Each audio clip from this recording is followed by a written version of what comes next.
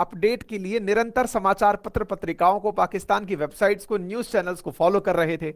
लेकिन वहां के हालात देखकर लगता यह है कि पाकिस्तान में सही मायने में लोकतंत्र की बहाली नहीं होने वाली है।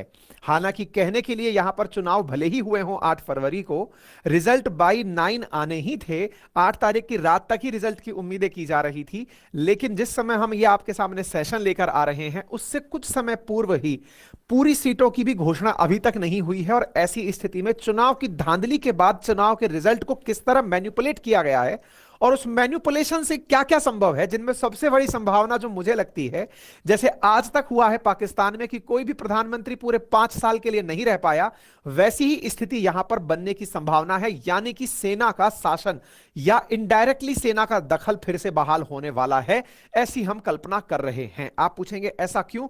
क्योंकि इतिहास पाकिस्तान का गवाह है कि यहां पर कभी भी पूर्ण बहुमत लेकर के अगर कोई सरकार बनी है तो उसको सेना ने पलटा दिया है, नहीं बनी है तो सुप्रीम कोर्ट ने हटा दिया है। सेना ने इनडायरेक्टली कंट्रोल रखते हुए आज तक कभी किसी पीएम को 5 साल का टेन्योर पूरा नहीं करने दिया है। यह इनका इतिहास है। और इसी इतिहास में पाकिस्तान के अंदर मिलिट्री रूल भी 3 बार रह चुका है, और छोटा मोटा नहीं रहा है।